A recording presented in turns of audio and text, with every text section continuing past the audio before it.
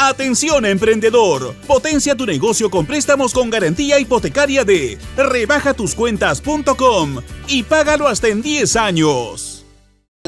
Estamos ya con el doctor Julio César Espinosa, abogado penalista, para hablar justamente del caso Sara Goray y Mauricio Fernandini y otros implicados en el tema. ¿Cómo está, doctor Espinosa? Muy buenas noches. ¿Qué tal?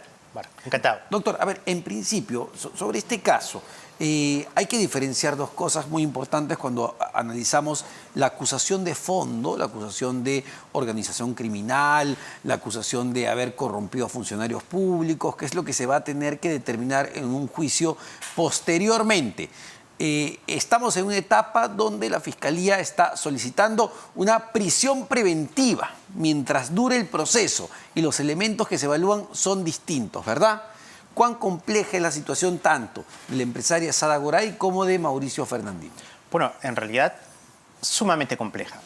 A la luz de los datos que se han conocido, de este requerimiento que más o menos se ha accedido por fuente abierta, que formula la Fiscalía con información muchísimo más, digamos, reciente y de muchísimo mayor carga incriminatoria para ambos. Se revela de la información de ese requerimiento que en los últimos días, digamos máximo semanas, yo diría que las últimas 4 semanas, es el periodo en que el Ministerio Público ha recabado información de otras fuentes. Lo dice el propio requerimiento. O sea, uno revisa y encuentra, por ejemplo, frases o párrafos según el cual se hace referencia a otros colaboradores eficaces, que se entiende no es el señor Marrufo, distintos, recientes, que han declarado, y lo dice el propio documento, por ejemplo, el 12 de julio, o sea, hace exactamente una semana ha seguido recabando información nueva. Por ejemplo, estas conversaciones de WhatsApp entre la señora Sara Goray y algunos funcionarios del fondo son evidencias o elementos de convicción que se han obtenido de modo reciente. Entonces, la Fiscalía ha venido generando, produciendo, obteniendo datos que finalmente están de alguna manera corroborando la información que dan los colaboradores eficaces y consolidando un caso contra la señora Goray y también Fernandini y obviamente los otros funcionarios que están también con mandato de detención preliminar hasta este momento. Y algo interesante, ¿no? A ver, lo digo no desde un criterio legal, pero sí desde el sentido común. Si yo como un fiscal le digo, bueno, a ver, señora Sara Goray, ¿usted quiere ser colaboradora? Cuénteme toda la verdad. A ver, señor Mauricio Fernandini, ¿usted quiere ser colaborador o confesar todo lo que sabe? Bueno, cuénteme toda la verdad. Pero si luego yo me entero como fiscal que estoy persiguiendo el delito, que otros personajes o a través de otras fuentes, estos dos no me han contado toda la verdad, pues evidentemente va a generar una molestia, indignación en estos casos en específico. Así es. El principio básico de cualquier proceso de colaboración eficaz en casos más o menos complejos es el de oportunidad, que además se lee en términos simples como utilidad de la información. Se considera valiosa, eficaz la información que brinda el aspirante en la medida que sea completa, íntegra, la más amplia información posible porque el fiscal la utiliza. ¿Para qué sirve la colaboración eficaz? Pues para que el fiscal desarrolle una investigación más amplia contra otras personas o, por ejemplo, para que evite que un hecho que se está produciendo continúe realizándose. Por ejemplo, que funcionarios públicos imputados o que han participado en estos hechos sigan ejerciendo la función, cosa que se ha conocido a raíz de la información que han brindado otros colaboradores eficaces, no la señora Goray ni tampoco el señor Fernandini en su calidad de confeso. Entonces, en la medida que esa información sea completa, sea íntegra, sea espontánea, sea, digamos, veraz, será más útil para la Fiscalía. Pero en la medida que los colaboradores o aspirantes o las personas que se acogen a la confesión sincera dosifican su información, definitivamente a la Fiscalía no le sirve y ese es el gran, digamos, problema que tiene ahorita el caso de la señora Sara Goray, que muy probablemente porque no son confiables, ¿no? Así porque es. han mentido desde un principio. Y porque han manejado versiones, digamos, contrapuestas. Exacto. Ambas personas durante estos últimos 6 meses. Eso hace que el Ministerio Público concluya que no solamente hay elementos suficientes para sustentar una imputación por un delito grave como es colusión desleal agravada además, sino que existe peligro inclusive de obstrucción a la investigación. Ahora, lo que sustenta el Ministerio Público en este pedido de prisión preventiva, empecemos con el caso de Mauricio Fernandini, porque cada uno de los casos tiene sus propios elementos de prueba, de convicción. En el caso de Mauricio Fernandini, el Ministerio Público dice que cuando se produjo el allanamiento en su casa en San Isidro, o Miraflores me parece, encontraron el documento de la colaboración eficaz que había dado el ex asesor, el jefe de asesores de Heiner Alvarado, Salatiel Marrufo, que es colaborador eficaz, que hoy está en libertad. Entonces la Fiscalía dice, oye, ¿tú por qué, si eres investigado en este caso, tienes la colaboración de otro de los investigados y de otro de los colaboradores? ¿Esto es un elemento importante, doctor? Por supuesto, revela que hay un investigado que está accediendo a información que es absolutamente reservada. La información, la declaración de un colaborador eficaz únicamente la puede conocer el fiscal y el propio aspirante a colaboración eficaz.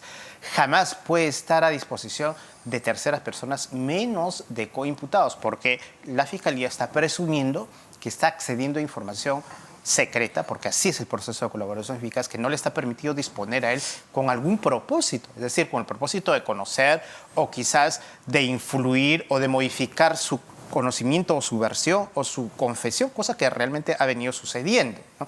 Entonces, esa información que además perturba el desarrollo del trabajo del Ministerio Público en la medida que el fiscal tiene como objetivo llevar adelante con éxito estas colaboraciones eficaces y que no sean afectadas por el accionar de otros, en este caso, investigados. Por eso es que el Ministerio Público establece que sí, hay una conducta, digamos, que puede perturbar el desarrollo de esta investigación de alguien que, digamos, además ha generado al inicio una versión en un sentido, o sea, negativo, rechazando los cargos y ahora trata de acomodar a estas circunstancias perjudiciales para él, aceptando, pero de manera muy parcial, muy, digamos, tardía, los hechos que ya la Fiscalía los ha conocido. De hecho, él lo que decía era que se había prestado su casa como una especie de alquiler y entiendo que incluso en un principio no da los montos reales, luego se supo lo del bono del éxito de más de 300.000 soles. Entonces, para la Fiscalía, esa argumentación y además estos documentos que encuentra en su vivienda pueden implicar este intento de entorpecer el proceso de investigación. Es la tesis del Ministerio Público y el juez va a analizar con mucha rigurosidad este aparente propósito, porque en el curso de esa investigación preliminar que acaba de terminar, digamos, hace 10 días y formalizada que se ha hecho este fin de semana, se han podido recabar diversos elementos que apuntan a establecer mayores hechos que tienen que ver inclusive ya con el elemento patrimonial.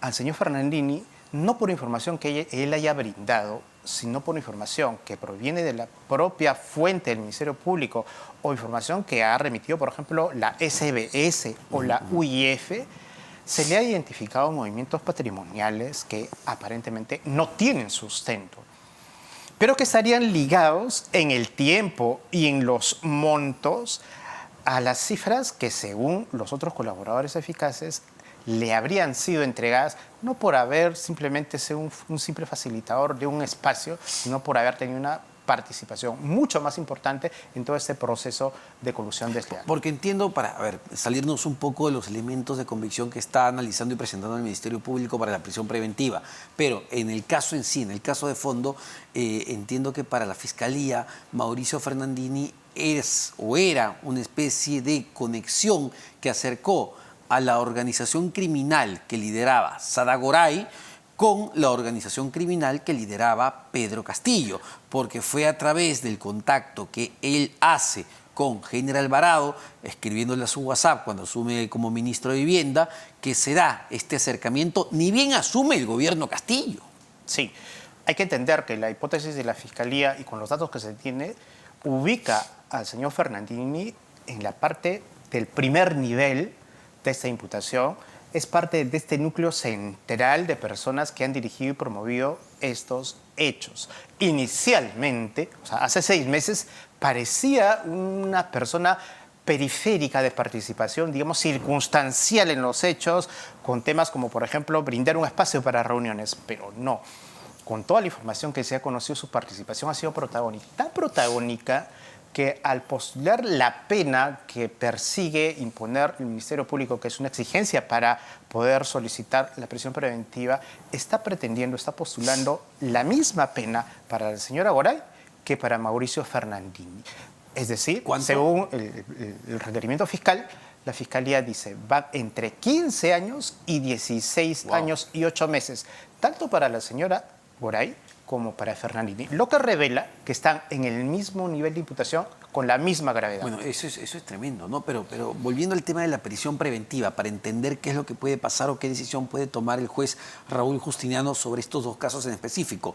Está entonces los documentos que encontró el Ministerio Público. Está la propia actitud de Mauricio Fernandini desde un comienzo del proceso de cambiar de versión ante la Fiscalía o no brindar toda la información completa.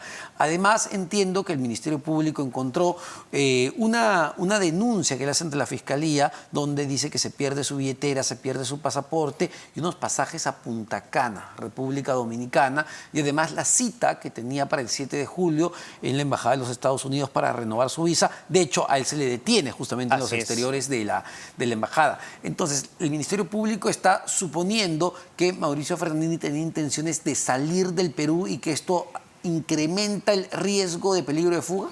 Así es, y que además no tiene arraigos de calidad desde el punto de vista domiciliario, porque no ha brindado el domicilio real actual donde vive, sino un domicilio que estaba, como él mismo dice en sus declaraciones y manifestaciones, en la calle General de la Moncloa. Sí.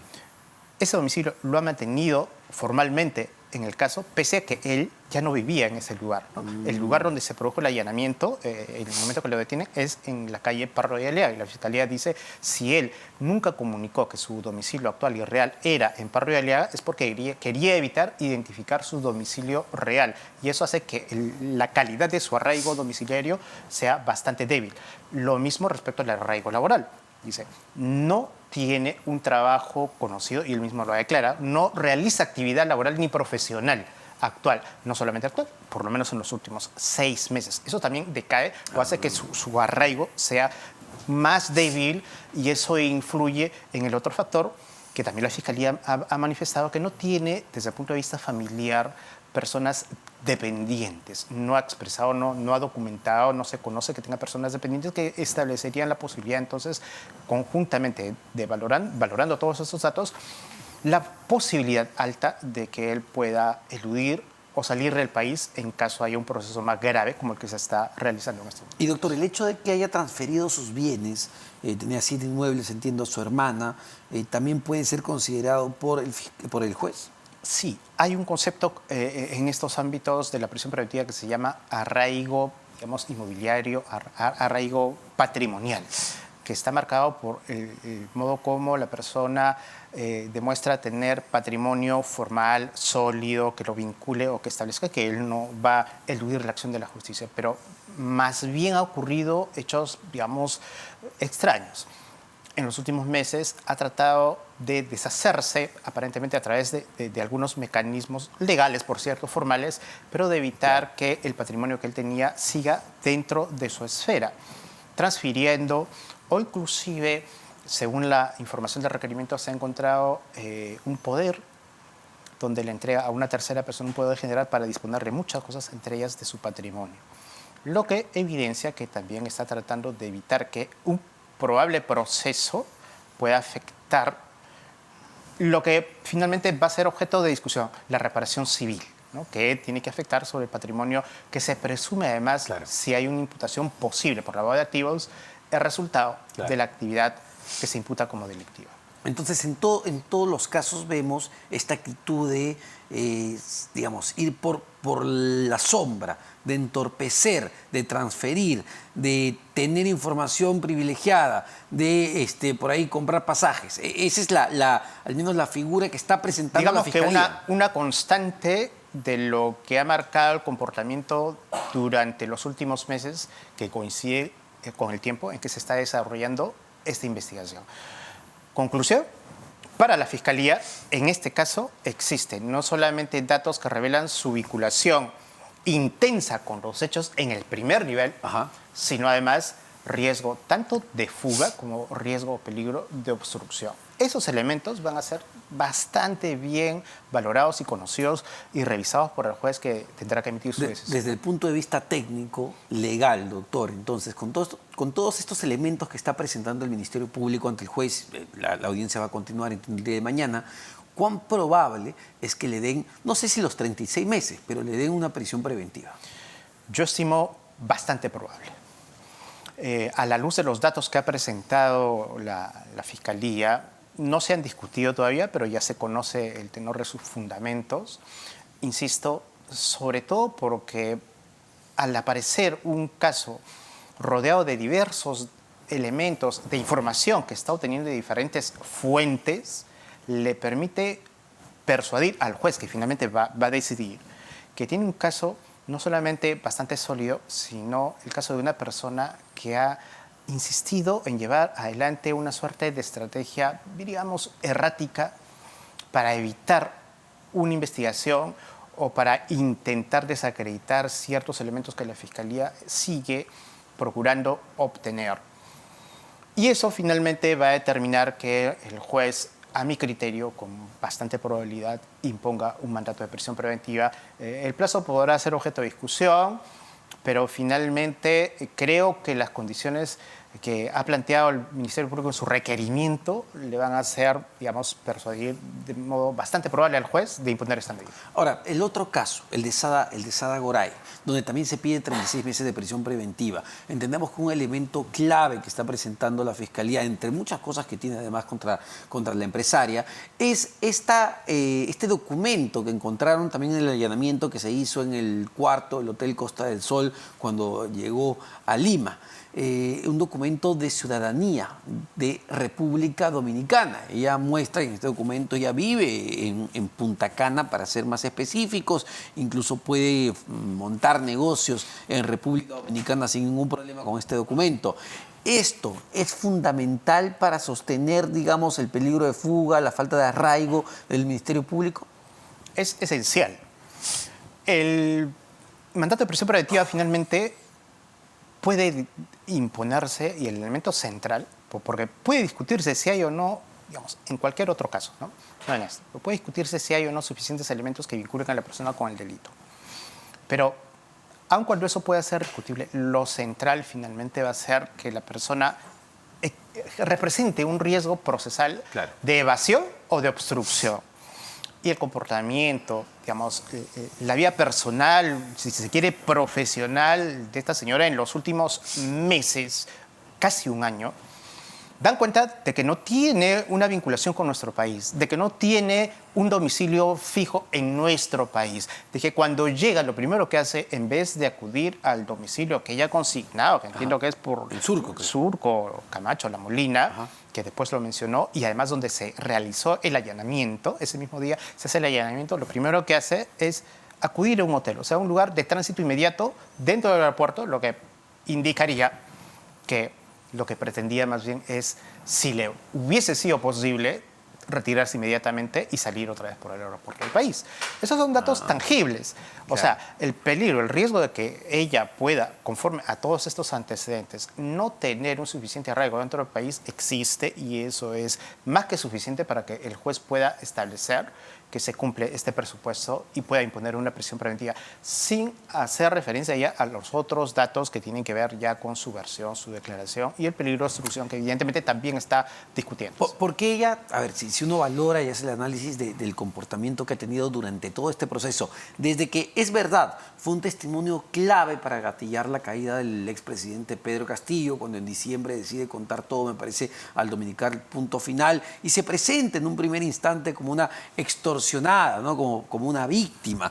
Desde ese momento hasta el día de hoy, pues lo que hemos conocido de la señora Sada Goray ha ido cambiando de manera tremenda. Entonces yo soy un fiscal y digo, a ver, esta señora se presenta en los medios de comunicación como una víctima, y ahora la hipótesis que tengo es que es la cabeza de otra organización criminal que con 5 millones de soles se compró una institución como el Fondo Mi Vivienda.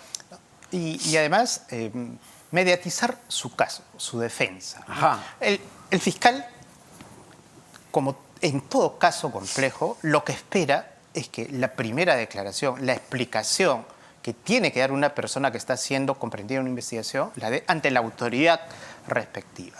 Pero lo que hizo esta señora me parece un error.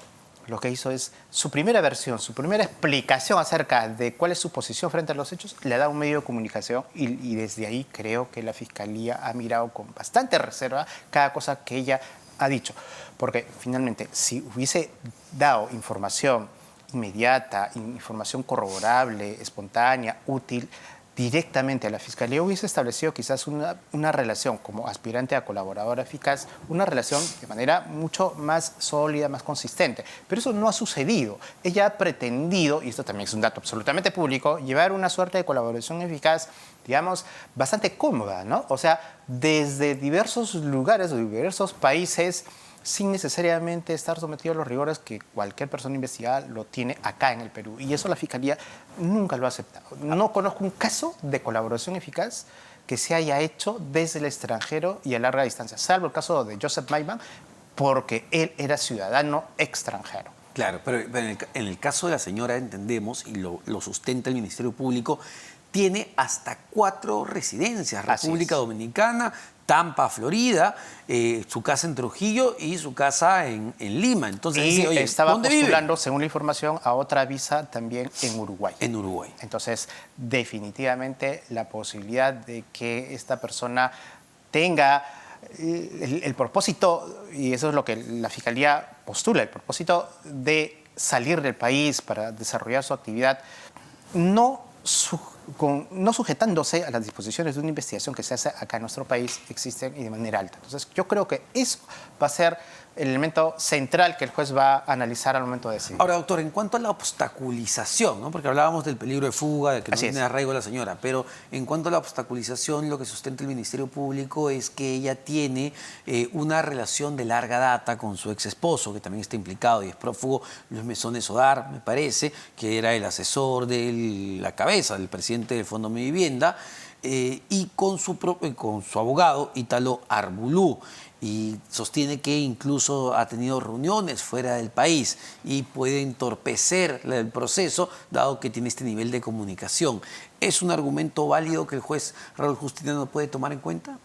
Es un argumento, digamos, importante. El fiscal tendrá que, sin embargo, probar, por lo menos de manera probable. O sea, tendrá que aportar datos para establecer que existe una alta probabilidad de que ella influya durante lo que viene del proceso, pueda influir en la declaración de testigos o de investigados.